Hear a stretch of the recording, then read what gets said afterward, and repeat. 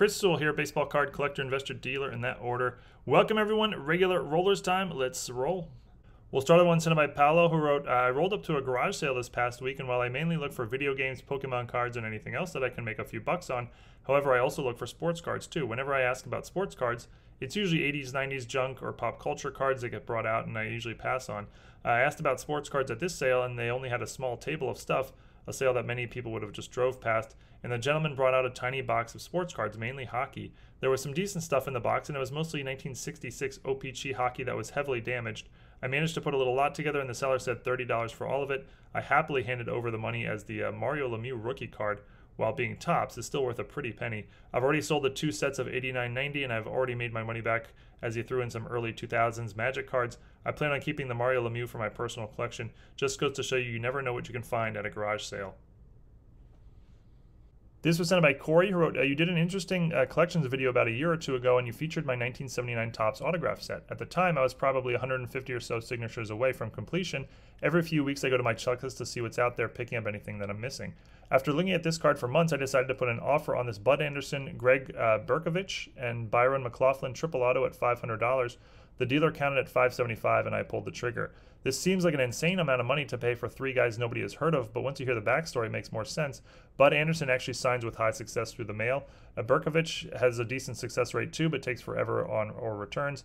But it's Byron McLaughlin that makes this card very difficult. McLaughlin was a pitcher who converted from playing outfield, and after just a few years and a 5.11 ERA, he quit baseball altogether and got into a new game, counterfeiting sneakers. From the mid to late 80s, McLaughlin was a middleman in this operation, bringing sneakers that were made in South Korea into the United States through Mexico. He was eventually caught and indicted on charges of trafficking counterfeit goods and money laundering. The charges carried a sentence of up to 20 years in prison. However, McLaughlin posted bail and fled the United States for France. He has not been seen since. To this day, nobody knows if he still resides in France or Mexico or is dead. It's a very fascinating story, and it makes for this card to be very rare, especially with all 3 players having signed it.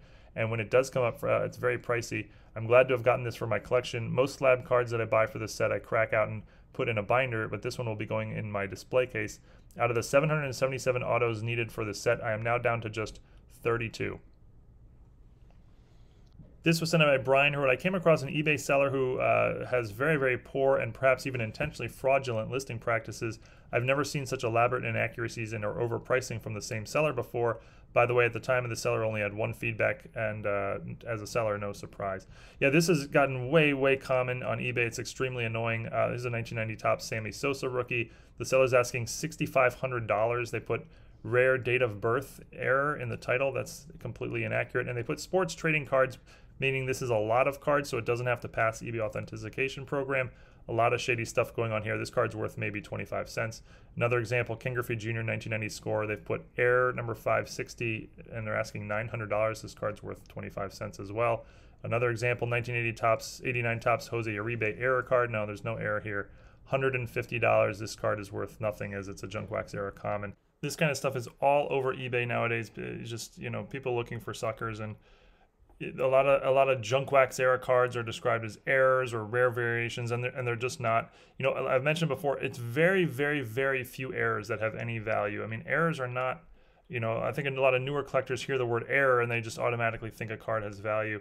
Very, very few errors in the hobby have any notable value, and you know, you should basically never assume an error gives a card extra value. I mean, there are cases, really, really rare cases, and they're very, very rare cards, but not a card such as this Jose Uribe or the 1990 score Sammy Sosa. These are just junk wax era, you know, very, very inexpensive cards. So be aware of that. This was sent by Thomas, who wrote, I essentially bought this entire lot for just 1 card, the 1967 Topps Joe Namath. Several things about this listing really jump out at me. The seller only mentions 1970s vintage when there are tons of 60s cards in the lot with far more value.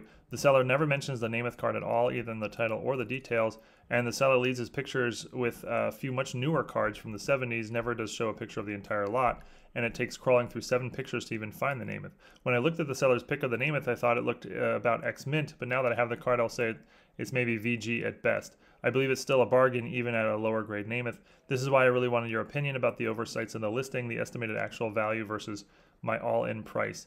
Yeah, so I mean, looking at the pictures here for $50, you're probably doing okay. I don't think this was a killer bargain A lot of these 70s commons and minor stars are just worth, 5-10 cents, maybe 25 cents for some of the commons. There's a couple better ones. You got Staubach and Franco Harris and Joe Green. Those are a few dollars each. Not a whole lot of value. You do have the Namath and a VG. That's going to be getting you pretty close to your at the $50 price total just for the Namath. And you do have some 69 Unitas there showing at the top of the picture, and some other 60s kind of minor stars. I think you're doing well here, but certainly not a home run. But I think I probably would have paid $50 for this. This was sent by Lyle, who wrote, "This person did not list that this Nolan Ryan card was the Desert Shield version. Whoever picked it up got a steal." Yeah, at first glance, you appear to be correct. As you can see, this is the 1991 Topps Desert Shield. If you look in the lower right, you can see the Desert Shield stamp. But 1991 Topps Desert Shields have been heavily faked recently. There's been a lot of counterfeits going around. And you can see PSA has not authenticated the card. They've just put trading card in the title. And what that could just be because the submitter chose to do it that way, but it could also be because PSA does not consider this to be a legit card. They consider it to be a fake or a counterfeit, but they do consider the autograph to be legit, like Nolan Ryan really signed it. So they've authenticated the autograph here, but not the card. And that would be my guess as to what's going on here, and hence the price. Side note, really cool inscription here on the autograph. Nolan Ryan, Hall of Fame, 1999, 324 wins, 5,714 strikeouts. That's pretty cool. Here's a nice story sent in by Peter. He wrote, "I recently went to an antique store and the owner showed me 4 small boxes of sports cards that he hadn't searched or priced out yet. The boxes were entirely junk wax. I had fun searching it through. Oddly, a lot of the cards were in individually wrapped team sets or other kind of small sets. For instance, there were about 50 sets of the 91 Stadium Club USA baseball team players. I found an 800 count box filled with 1991 Upper Deck Chicago Bulls team sets, about 100 sets in all. Of course, there's a Michael Jordan in each set, and I also found 2 boxes filled with each set of the draft pick cards from 1992 Topps Basketball. Again, about 100 sets in all. Each of those had a Shaquille O'Neal rookie in addition to rookies of Alonzo Mourning and others. The 91 Jordans and the 92 Shaqs aren't super valuable, but I was willing to pay 25 cents for each Bull set and $1 for each draft pick set. I decided the best course was to just be straight with the owner and tell him what I had found. I explained that I was at each set and showed him the eBay comps on the Jordan and the Shaq. Offered him $100 altogether, explaining my offer was based on my plan to resell the cards. He declined the offer and explained that now that he knows that there were Jordan and Shaq cards in each set, he would likely be able to eventually sell through the sets at about $3 to $5 each. But he told me that he was so grateful for the information I had given him, so he gave me 10 of the draft pick sets and the Shaq rookies and 5 of the Bulls sets. I was thrilled. I probably never would have sold through 100 Shaq rookies on eBay anyway, and searching the boxes and sharing the information was worth the weight in entertainment value by itself." This was sent by Lyle, his second listing this week for Lyle. He wrote, "I made 2 purchases this month. I purchased this quad on-card auto for $128 off of eBay. I had a table at a local show a week later, and an older guy came up to me and said, I brought an extra $300 with me to buy one special card. Every other card I looked at realized that I could buy at any show or website. I saw your card, quad auto of Carlton Palmer, Leonard Goltz, and I realized that this is a special card that I won't find anywhere else. He didn't even ask for a deal. He just gave me the $300. So I took the $300 and I put it towards this lot of Nolan Ryan cards off of eBay for $1,200. The breakup value will be worth it after I send the Desert Storm Ryan card off to PSA." Yeah, very cool. Nice flip there on the quad auto card. That's a pretty cool rare quad auto. But yeah, nice flip there. Same thing that I mentioned earlier about the Topps Desert Shield. It's in I think it's in a GMA holder here.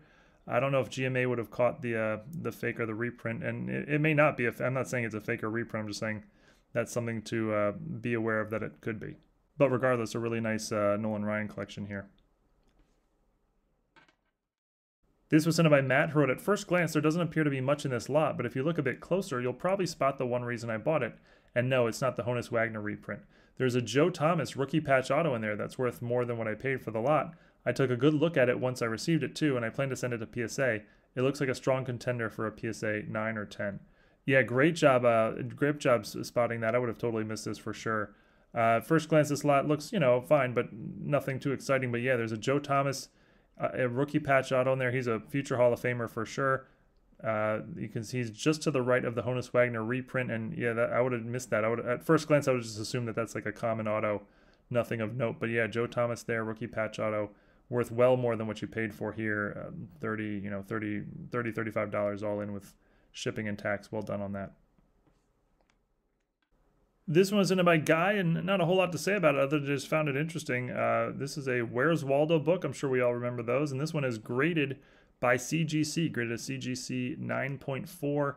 And I mean, CGC is a very legit company. They're the #1 comic book company in the world for grading. So, you know, apparently we're grading Where's Waldo books now. It's been listed for $500 for entering Wondering. This wasn't a completed sale. This was just the asking price.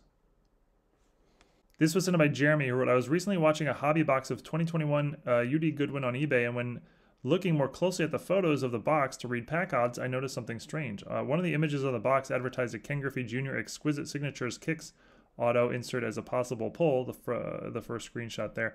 And as an auto collector, I have a pretty good memory of what Hall of Famers autos look like, and I immediately realized the signature on the card doesn't look anything like Ken Griffey's. I did a quick search on eBay for other Goodwin Griffey autos and found a few, and the autos look like typical Griffey signatures, as they should. I've attached those images as well. What do you think is going on here? Yeah, you know what? I looked at this. I'm really not sure. That definitely does not look like Ken Griffey Jr.'s signature, so I'm not sure. I don't know. I don't know if there's a promo and a stamp or what, but yeah, the second two cards you sent, this is how I know of Ken Griffey Jr.'s signature. It doesn't look like anything like the Exquisite Kicks. If anyone knows what's going on here, please leave it in the comments. Would love to shed some light on it. And a lot of fakes talk this week. Sorry about that for those who don't like fake talk, and you're welcome for those who do, but this is another one sent in by Montana, who wrote, I saw a couple of Michael Jordan rookie cards featured at a government seizure auction. They were both PSA 10s and one was autographed. Surprisingly, they were both only bid to a few $1,000s. I knew they should be six-figure cards, so I ran the serial numbers through the PSA registry. According to PSA, the non-autographed card is actually a 7 that is off-centered top to bottom and left to right. The autographed card doesn't come up in the registry at all.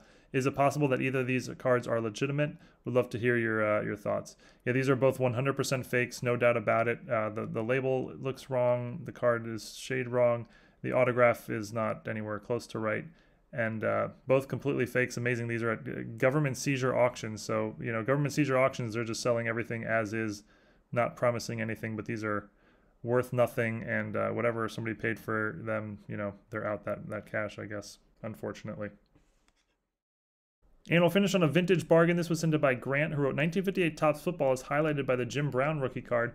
The next best card in the set is the Sonny Jurgensen rookie card. Sonny Jurgensen played 18 years in the NFL. He's a member of the Hall of Fame, as well as the Washington and Philadelphia teams' Hall of Fames.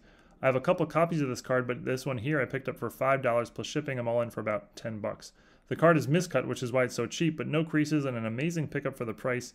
Jurgensen is 88 years old and signs through the mail for a very small fee. If all goes well, I will have the signed rookie card in my PC for under $20.